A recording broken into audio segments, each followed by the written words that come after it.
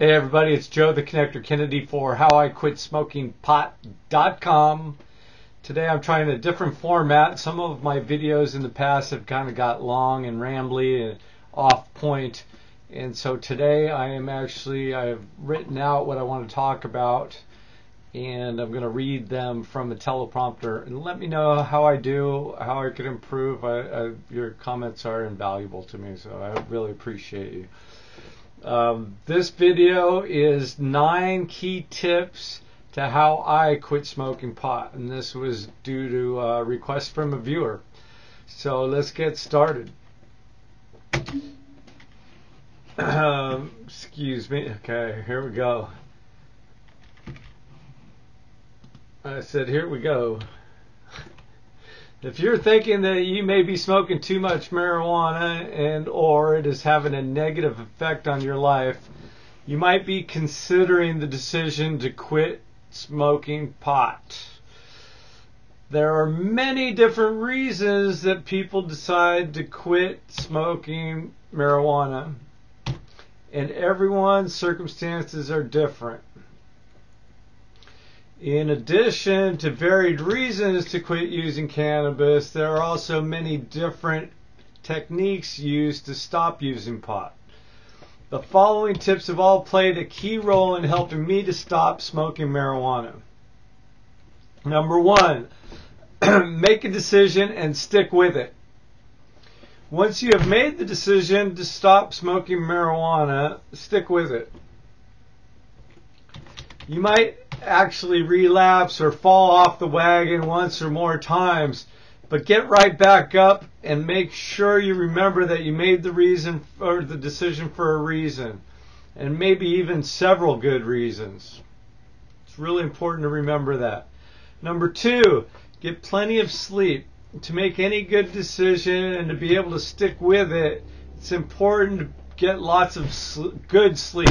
This can be especially difficult during the first 2 to 3 weeks of abstaining from marijuana, often depending on how often and the quantity of pot you've been consuming.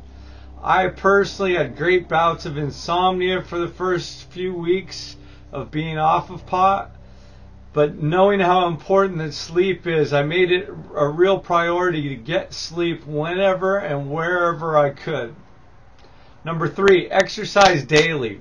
Daily exercise, especially hard exercise, helps get your blood flowing, gets oxygen to your brain, and also helps make your body tired, making it easier to get sleep and overcome any insomnia that you might be having. It's also been shown that exercise releases dopamine into the critical areas of your brain, which actually makes you happy and feeling better about yourself. Here's the standard disclaimer. Consult your doctor before beginning any exercise program. Exercise is great for almost everyone, but each of us is different and has different abilities. Number 4, eat healthy.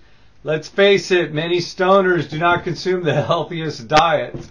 Many of us have difficult time resisting sugary and fatty treats when we have a case of the munchies. If you're not feeding your body and your brain well, it's extremely difficult to make and stick with good decisions. I fully recommend ridding your food intake of as much sugar and salts as possible, as they are really poison for the body. Eat good sources of lean protein, slow carbs, and lots of fruits and vegetables, especially green leafy veggies like spinach, kale, and chard. Avoid sodas or soft drinks, especially the diet drinks, at all costs. Compensate by drinking lots of quality water. Personally, I drink over a gallon of water each day, all filtered through a Brita filter. Number 5, avoid alcohol. Some people are able to handle alcohol better than others, but when you are quitting pot, you don't need to be able to do anything that's negatively affecting your ability to make smart decisions. Alcohol can do that. Truthfully, until not long ago, I didn't realize that it was possible to have a lot of fun without drinking. or that not everybody drinks to have a good time. I just didn't know that. Besides frequently causing bad decisions to be made, alcohol contains a lot of sugar, which is not only bad for your brain, but also for your body as well. Number 6, read. One of the most immediate benefits that I found about quitting pot is that I was quickly able to regain the patience needed to read. Patience and focus. There is so much good about reading, especially if you like to learn things. Read books, magazines, websites, ebooks, etc. You can read about different ways people have been able to quit smoking pot. You can read about whatever industry you might work in. Or you can even read fiction purely for pleasure. I don't read a lot of fiction, but a lot of people like to. Number 7, write. It has really helped me to document my journey. While not everyone feels comfortable to write a public blog, anyone can write it in a journal or even a private blog. I feel like it has actually helped me to be accountable to myself and to my readers to continually update my situation and document what I've been going through during my journey of starting my new life without pot. Number 8, make videos. Just like this one. Making videos is another way that I've been able to create some sense of accountability for my actions. My first ever YouTube video about my humbling decision to quit smoking pot, it's not exactly gone viral, but does have well over 50,000 views and a ton of great comments, as well as some not so great comments. I had no idea it would get so much attention, but I've received a lot of excellent support through these videos. And I've also been able to give support to others. And that really makes me feel good. I've actually made friends around the world through this project. After all, if I can do it, anybody can. Number 9, my final tip for today, help others. I firmly believe it is real key in life to do things to help other people. Sometimes when you are stoned all the time, you don't remember or even think about helping others.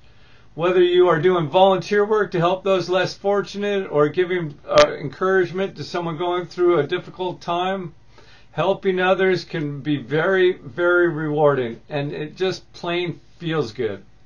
Another benefit of doing things to help others is that you have less time to think of yourself and your challenges, whatever you may be going through. In conclusion, these 9 techniques have all been extremely valuable to me in my quest to stop smoking marijuana, and I'm pretty sure they'll be of benefit to you too. Besides the benefits I listed, you will surely find more. I look forward to your comments and any additional suggestions you have for getting pot out of your life. And as always, if you'd like to blog on the blog at How I Quit Smoking Pot, just get a hold of me and let me know, and I'll get you a login right away. Thank you very much for watching this video. I hope you like it, but either way, I'd love to see your comments. Thanks again.